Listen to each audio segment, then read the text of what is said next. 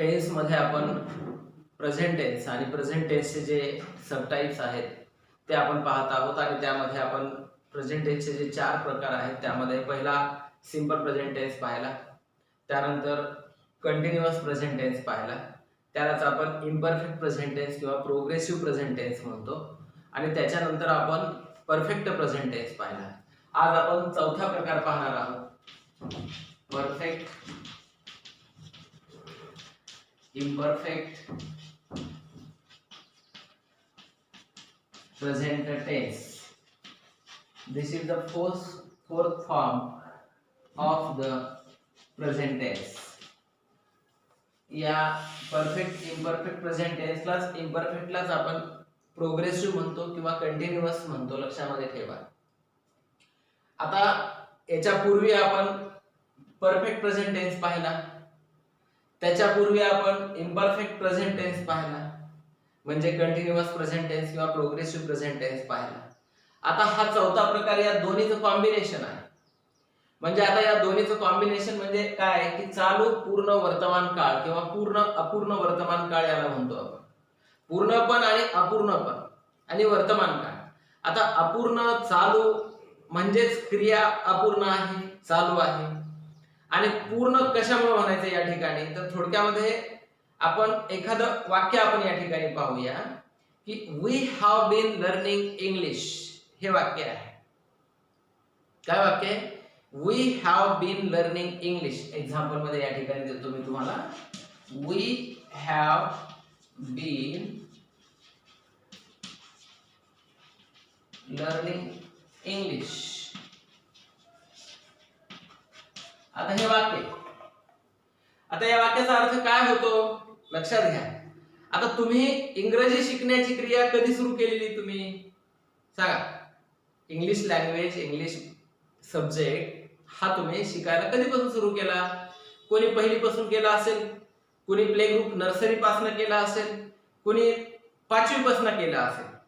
English subject हा शिकण्याची जी शिकण्याची प्रक्रिया आहे ती म्हणजे इंग्लिश लँग्वेज, इंग्लिश सब्जेक्ट शिकण्याची क्रिया ही तुमची खूप वर्षापूर्वी सुरू झालेली आहे. एक कोणाला 8 वर्ष झाले असतील, कोणाला 10 वर्ष झाले असतील, कोणाला 12 वर्ष झालेले असतील, 1 वर्ष 2 वर्ष कोणाला झालेली असतील समजा. पण ही क्रिया सुरू झाली पाठीमाग भूतकाळामध्ये, खूप वर्षापासून ती क्रिया चालू आणि आजही ती क्रिया चालू इंग्लिश लँग्वेज शिकण्याची.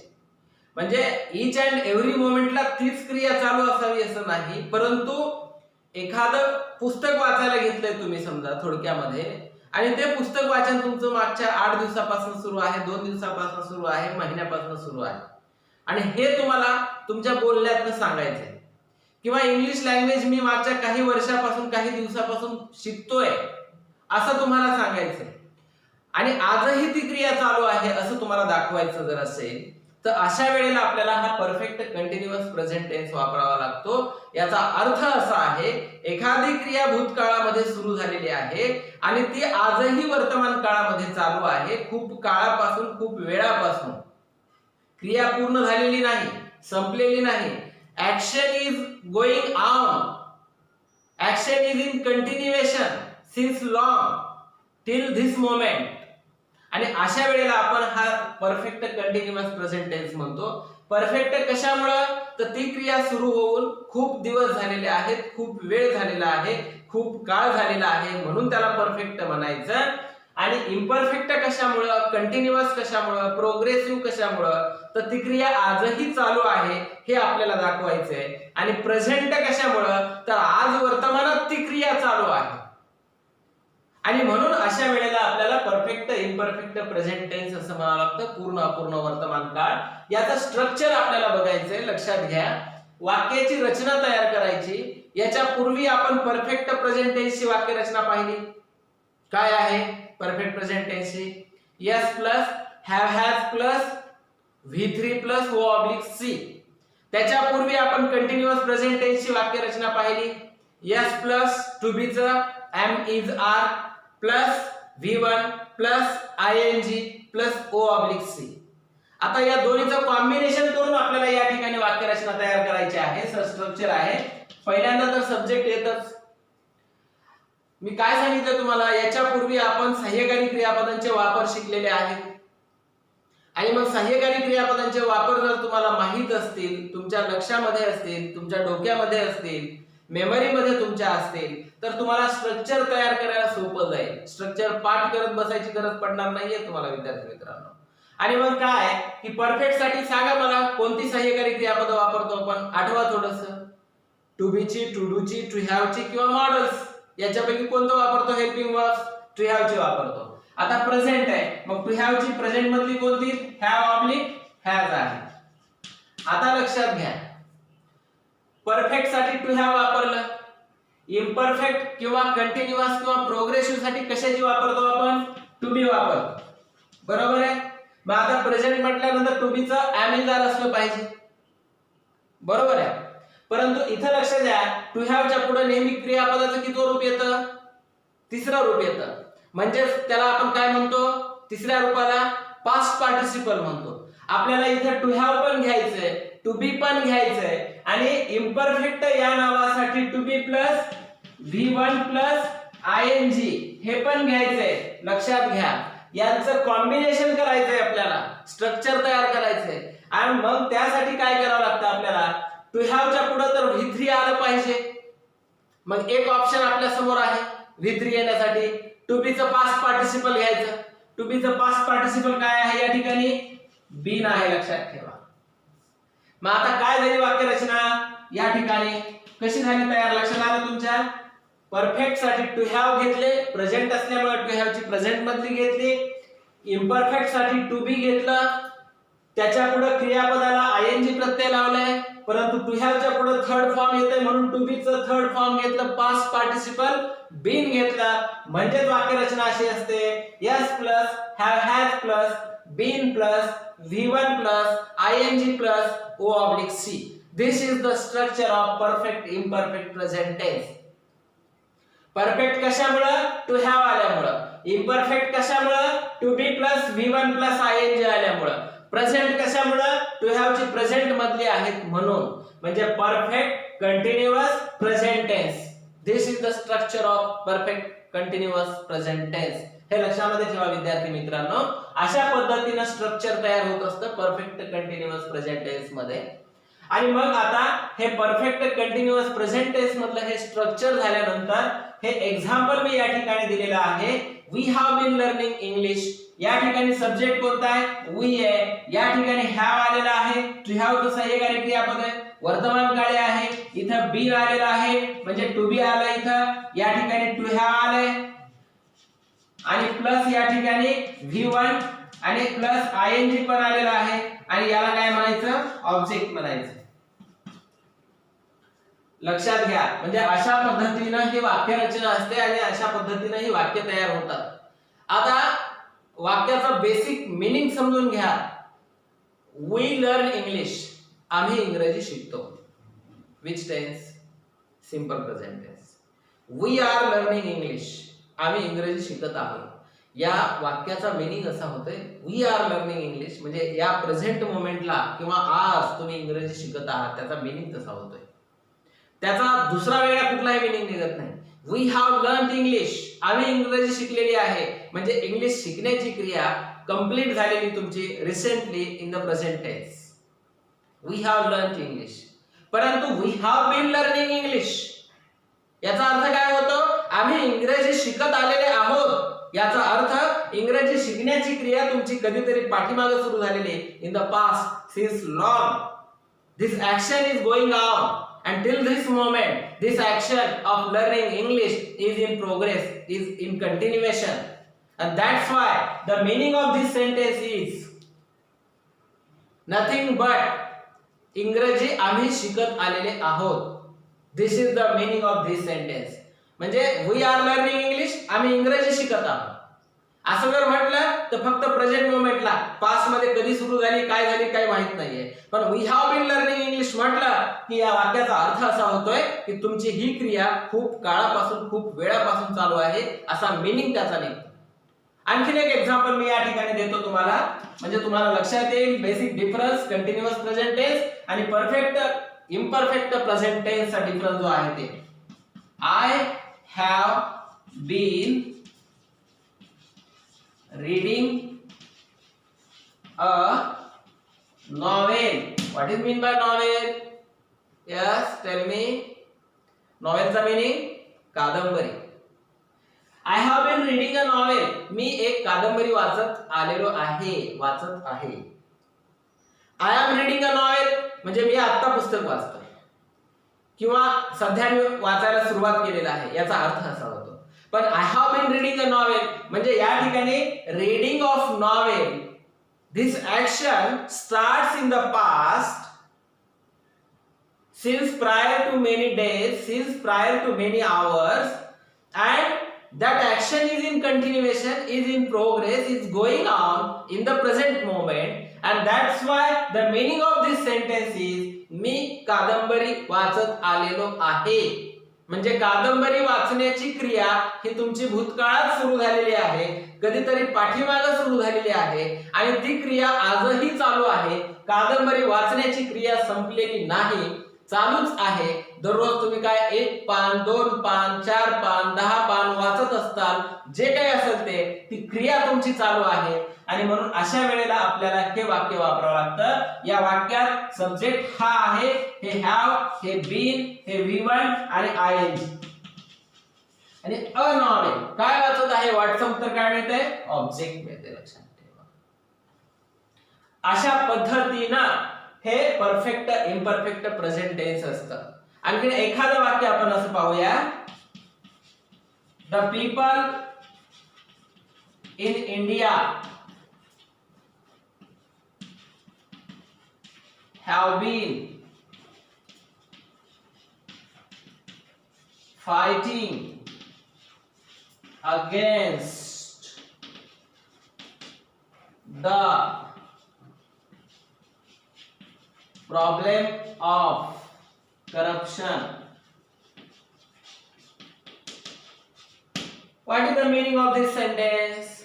The people in India have been fighting against the problem of corruption. Which is the main action in this sentence? कोणती क्रिया व्हायली या ठिकाणी मुख्य, फायटिंग. या ठिकाणी फायटिंग हे V1 आणि ING तर कळतं सगळ्यांना. मग जनरली ING हे फक्त क्रियापदांना लागत असतं, मग एकतर प्रेझेंट पार्टिसिपल मध्ये किंवा व्हर्बला किंवा जिरंडला. लक्षात ठेवा. आणि मग या ठिकाणी फायटिंग हे मेन वर्ब आहे. या ठिकाणी हेल्पिंग वर्ब कोणता आलाय, टू हॅव आलाय. कोणत्या काळातला आहे, वर्तमान काळी आहे. म्हणजे या वाक्याचा काळ प्रेझेंट टेन्स आहे. आता टू हॅव आहे म्हणजेच परफेक्ट आहे. परत टू बी आलाय म्हणजे इम्परफेक्ट आहे ING लागल्यामुळे. म्हणजे टू हॅव परफेक्ट आणि टू हॅव हे प्रेझेंट मधलं असल्यामुळे परफेक्ट प्रेझेंट आणि टू बी प्लस ING प्रत्यय म्हणजेच imperfect. Perfect imperfect present tense हे हॅव प्रेझेंट मधलं असल्यामुळे प्रेझेंट टेन्स. म्हणजे या पूर्ण वाक्याचा अर्थ फक्त ह्या 3 शब्दावर डिपेंड आहे, म्हणजे टेन्स. लक्षात ठेवा. म्हणजे कुठल्याही वाक्याचा काळ हा इंग्लिश लँग्वेज मध्ये त्या वाक्यातले हेल्पिंग वर्ब आणि मेन वर्ब वरून ओळखावा लागतो. आणि जेव्हा केव्हा एखाद्या वाक्याचा टेन्स बदला म्हणतात तेव्हा त्या वाक्यातलं हेल्पिंग वर्ब किंवा मेन वर्ब मध्येच बदल करावा लागतो, बाकी बदल करायची गरज पडत नाही. लक्षात ठेवा विद्यार्थी मित्रांनो. आणि म्हणून आता या वाक्याकडे जर पाहिलं तर who have been fighting against the problem of corruption, कोण लढत आहेत या करप्शनच्या प्रॉब्लेमच्या विरोधात, the people in India. This is the subject in this sentence. आता काय लढत आहेत उत्तर मिळतं, नाही मिळत. कोणाला लढत आहेत उत्तर मिळतं, नाही. कोणाच्या विरुद्ध, कशाच्या विरुद्ध, तर त्याचं उत्तर मिळतं the problem of corruption, against the problem of corruption. या ठिकाणी व्हॉट आणि हुमचं उत्तर मिळत नाही आणि म्हणून या अगेन्स्ट द प्रॉब्लेम ऑफ करप्शनला या ठिकाणी आपण सी म्हणायचं. S plus to have plus been plus V1 plus ING plus O/C is the structure of perfect imperfect present tense. म्हणजे या वाक्याचा अर्थ असा आहे की भारतातील लोक या भ्रष्टाचाराच्या समस्येच्या विरुद्ध लढत आलेले आहेत. याचा अर्थ कसा होतो की गेल्या अनेक वर्षापासून आम्ही हा संघर्ष करतोय, गेल्या अनेक दिवसापासून आम्ही या करप्शनच्या प्रॉब्लेमच्या अगेन्स्ट आपण फाईट करतोय असा याचा मीनिंग होतोय, लक्षात ठेवा. म्हणजे फक्त एवढं जर म्हटलं the people in India are fighting against the problem of corruption, याचा अर्थ आता प्रेझेंट मोमेंटला फाईट करत आहे. मागे कधी सुरू झाले माहित नाही, त्याच्याशी घेणं देणं नाही. पण अशी काही ऍक्शन असते, अशी काही क्रिया असते की जी मागे सुरू झालेली आणि ती आजपर्यंत चालू आहे. तुम्हाला असा मीनिंग सांगायचा असतो एखाद्या, त्या अर्थानं तुम्हाला जेव्हा वाक्य बोलायचं असतं तेव्हा हा टेन्स वापरावा लागतो, लक्षात ठेवा विद्यार्थी मित्रांनो. अशा पद्धतीनं हा परफेक्ट इम्परफेक्ट प्रेझेंट टेन्स आहे. त्याचं हे स्ट्रक्चर आहे आणि त्याचा हा यूज आहे. भूतकाळात सुरू झालेली एखादी क्रिया किंवा वर्तमानात खूप काळापासून सुरू असलेली एखादी क्रिया आणि ती आजही एखादी क्रिया चालू असेल तर अशी क्रिया दर्शविण्यासाठी आपल्याला या टेन्सचा वापर करावा लागतो. अशा पद्धतीने हा परफेक्ट इम्परफेक्ट प्रेझेंट टेन्स आहे. आता आपण प्रेझेंट टेन्सचे एकूण 4 प्रकार पाहिले. एक वाक्य एक्झाम्पल म्हणून या ठिकाणी तुम्हाला देतोय मी आणि त्या वाक्याचं 4ही काळामध्ये आपल्याला रूपांतर करायचं आहे, लक्षामध्ये ठेवा. त्याचा अर्थ पण आपण पाहूया या ठिकाणी. The boys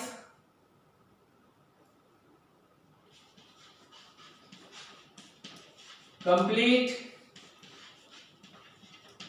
their work. मुलं त्यांचे काम पूर्ण करतात. वाक्याचा अर्थ असा आहे. याचा टेन्स कोणता आहे सांगा मला. Which is the tense. Verb कोणता इथं, कशाची क्रिया व्हायली, कंप्लीट करण्याची. कंप्लीट हे वर्ब आहे. कितवा रूप आहे, फर्स्ट फॉर्म आहे.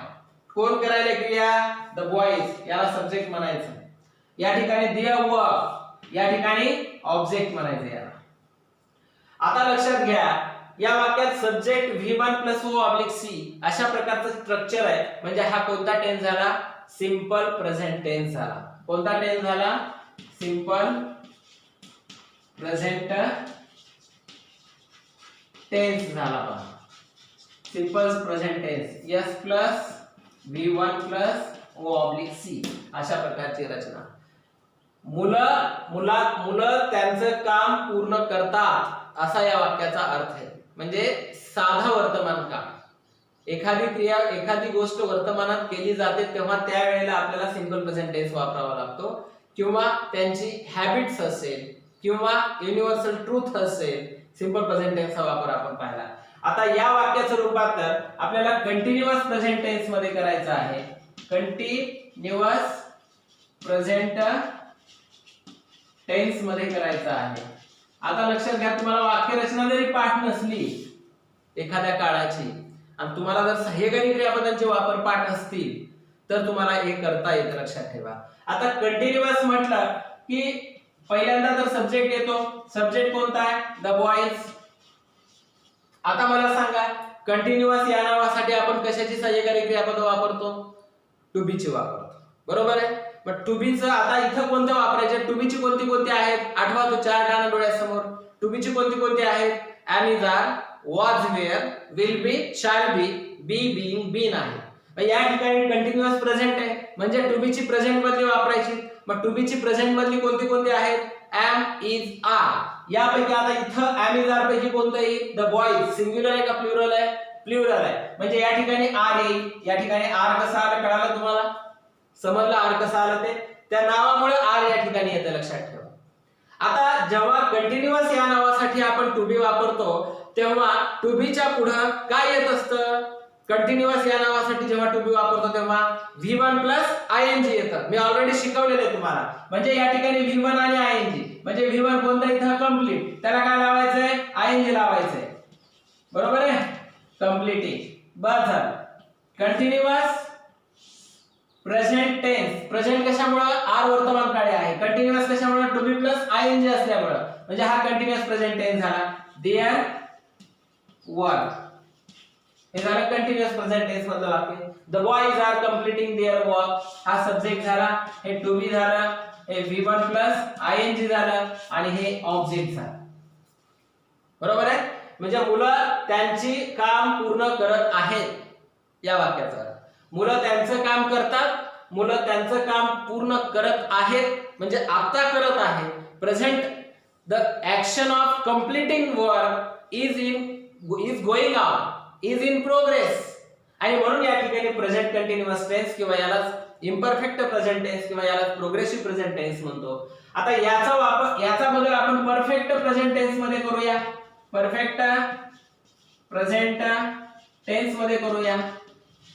आता परफेक्ट प्रेझेंट टेन्स मध्ये करायचंय. स्ट्रक्चर तुम्हाला माहिती आहे काय आहे स्ट्रक्चर. आता हे वरचं काय आहे, S plus to be V1 ing O oblique C. To be म्हणजे am is are या ठिकाणी, बरोबर आहे, am is are. आता परफेक्ट प्रेझेंट टेन्स करायचंय. परफेक्ट प्रेझेंट टेन्स म्हटल्यास टू बी प्लस काय येतंय, हे एस प्लस काय येतंय, या ठिकाणी परफेक्ट साठी हॅव किंवा हॅज येतं, बरोबर आहे. टू हॅव च्या पुढे नेहमी क्रियापदाचं तिसरं रूप O ऑब्लिक C. अशा प्रकारचे स्ट्रक्चर आहे परफेक्ट प्रेझेंट टेन्स मध्ये. मग या ठिकाणी perfect present tense the boys. आता या ठिकाणी आपल्याला परफेक्ट साठी टू हॅव ची सहाय्यकारी क्रियापद वापरायची. परफेक्ट प्रेझेंट आहे मग टू हॅव ची प्रेझेंट मधली कोणती, हॅव आणि हॅज. बॉयजच्या पुढे काय येतं, हॅव येतं. त्यानंतर third form of the verb येतं. कंप्लीटचा थर्ड फॉर्म काय येतं, completed. Their work. This is the sentence is in perfect present tense. Now the fourth type, perfect continuous. Perfect continuous किंवा imperfect present tense, बरोबर आहे. आता हा चौथा प्रकार आहे. एकच वाक्य चार काळात कसं खेळवलं जातं हे आपण पाहायला लागलो. आता परफेक्ट इम्परफेक्ट प्रेझेंट टेन्स म्हणजे वाक्यरचना. पाठ असेल ठीक आहे, नसेल पाठ आपण तयार करू शकतो. या ठिकाणी द बॉयज हा सब्जेक्ट पहिल्यांदा घेतला आपण. आता परफेक्ट साठी कशाचं सहाय्यकारी क्रियापद घ्यायचंय, टू हॅव चं. प्रेझेंट टेन्स आहे, परफेक्ट इम्परफेक्ट प्रेझेंट आहे, मग टू हॅव ची प्रेझेंट मधली कोणती, हॅव आणि हॅज. मग या ठिकाणी कोणतं येतंय, हॅव येतंय, बरोबर आहे. आता इम्परफेक्ट साठी टू बी घेतोय, परत या ठिकाणी परफेक्ट हॅव आलाय. मग टू बी चं हॅव च्या पुढे येणारं जे रूप आहे ते म्हणजे बीन आहे. टू बी घेतला. परफेक्ट साठी टू हॅव प्लस V3 आलं, पास्ट पार्टिसिपल. आता इम्परफेक्ट साठी टू बी घेतलं. इम्परफेक्ट साठी V1 प्लस ing घ्यावं लागतं, म्हणजे कंप्लीटला ing लावायचं, कंप्लीटिंग. आणि बाकीचे शब्द जशाला तशी देअर वर्क. म्हणजे हे स्ट्रक्चर जे आहे हे S plus have oblique has plus been plus V1 plus ing plus O oblique C. म्हणजे these are the structures of these four types of present tense. आणि त्या ठिकाणी एक वाक्य आपण चार काळामध्ये कशा पद्धतीने करू शकतो ते या ठिकाणी दिलेलं आहे. हा सब्जेक्ट आहे, हा सब्जेक्ट आहे. या ठिकाणी हॅव आलेला आहे, इथं बीन ing आलेला आहे, V1 आहे, या ठिकाणी टू बी आले, टू हॅव आले. अशा पद्धतीने देअर वर्क हे ऑब्जेक्ट आहे, देअर वर्क हे ऑब्जेक्ट आहे. या ठिकाणी हे V3 आहे, हे टू हॅव आहे, हे वर्तमान काळी आहे, हे टू हॅव आहे. आणि या ठिकाणी टू बी हे पण आलंय आणि हे V1 प्लस ing आलेलं आहे. अशा पद्धतीने वाक्य रचना असतात आणि अशा पद्धतीने एक वाक्य चारही काळामध्ये बदल करावं लागतं. कधी कधी तुम्हाला या काळातलं वाक्य देतील, डायरेक्ट या काळात किंवा कुठल्याही काळामध्ये करा म्हणतील. काळामध्ये बदल करणे म्हणजे त्या वाक्यातल्या फक्त सहाय्यकारी क्रियापद आणि मुख्य क्रियापदामध्ये बदल करणे, एवढं लक्षामध्ये ठेवा. काय बदल करायचा यासाठी तुम्ही सहाय्यकारी क्रियापदांचा वापर तो जो चार्ट दिलेला आहे मी आणि त्याच्यानंतर जो यूज ऑफ हेल्पिंग वर्ब्स हा पार्ट दिलेला आहे तो जर फिट्ट डोक्यामध्ये असेल तर टेन्स सहज तुम्हाला करता येईल. लक्षात ठेवा, हे टेन्सचा बदल करता येईल. एक वाक्य 12ही काळामध्ये तुम्हाला करता येईल आणि त्या पद्धतीनंच एकूण तेवढेच काळ असतात लँग्वेज मध्ये भाषा बोलत असताना, भाषा लिहित असताना, त्याच्याशिवाय दुसरा टेन्स नसतो, एवढं लक्षामध्ये ठेवा. आणि म्हणून त्या सिच्युएशन मध्ये कोणत्या टेन्स मध्ये वाक्य वापरायचं हे त्या काळाच्या वाक्यरचनेनुसार आपण ठरवावं लागतं, त्या सिच्युएशन नुसार ठरवावं लागतं, एवढं मात्र लक्षामध्ये ठेवा. आणि म्हणून हे प्रेझेंट टेन्स एकूण 4 प्रकार आज आपण पाहिलेले आहेत. याच्यानंतर हा पास्ट टेन्स जो प्रकार आहे तो आपण पाहणार आहोत. विद्यार्थी मित्रांनो लक्षामध्ये ठेवा, हे टेन्स जर शिकले, टेन्स जर पाठ झाले, वाक्यरचना जर पाठ झाल्या तर इंग्लिश लँग्वेज वरती कमांड मिळवायला तुम्हाला खूप सोपं जाईल. आणि आपल्याला इंग्लिश भाषा बोलत असताना, वाक्य लिहित असताना, वाक्य बोलत असताना आपल्याला कोणता टेन्स वापरायचा हे आपल्याला त्याच्याशिवाय कळणार नाहीये. आणि म्हणून हे सर्व बेसिक जे काही गोष्टी आहेत त्या तुम्ही समजून घ्या, डोक्यामध्ये ठेवा आणि हे सर्व शिकत असताना या सर्व गोष्टींचा इथून पुढच्या ग्रामरचा जो बेस आहे ते आपले पहिले 1 ते 20 जे व्हिडिओ लेक्चर्स आहेत ते खूप महत्त्वाचे आहेत. ते बेस आहे. पुन्हा पुन्हा ते 1 ते 20 व्हिडिओ लेक्चर्स पहा. एवढं पुन्हा पुन्हा सांगणार आहे मी, म्हणजे अगदी पहिल्या दिवसापासून ते शेवटच्या दिवसापर्यंत तुम्हाला हेच सांगणार आहे मी की 1 ते 20 जे व्हिडिओ आहेत तो बेस आहे संपूर्ण ग्रामरचा आणि तो जर डोक्यामध्ये असेल तर हे खूप सोपं जातं. लक्षामध्ये ठेवा, हे पाठ करत बसायची सुद्धा गरज पडत नाहीये. आणि म्हणून विद्यार्थी मित्रांनो पुन्हा सांगतोय, माझ्या ह्या व्हिडिओ लेक्चर सोबतच आपलं जे step by step English grammar आहे, अ परफेक्ट सोल्युशन जे बुक आहे त्याची हार्ड कॉपी किंवा सॉफ्ट कॉपी तुमच्या जवळ ठेवा आणि त्याला या माझ्या व्हिडिओ लेक्चरचा आधार द्या. इंग्लिश लँग्वेज मध्ये तुम्ही परफेक्ट व्हायला काहीही वेळ लागणार नाही. आणि सर्वात महत्त्वाचं, आमचे सर्व हे व्हिडिओ लेक्चर तुम्हाला फ्री ऑफ कॉस्ट घर बसल्या पाहायचे असतील, इंग्लिश भाषा शिकायची असेल तर आमच्या YouTube चॅनलला सबस्क्राईब करायला विसरू नका आणि हो आयकॉन बटन जे आहे त्याला प्रेस करायला सुद्धा विसरू नका.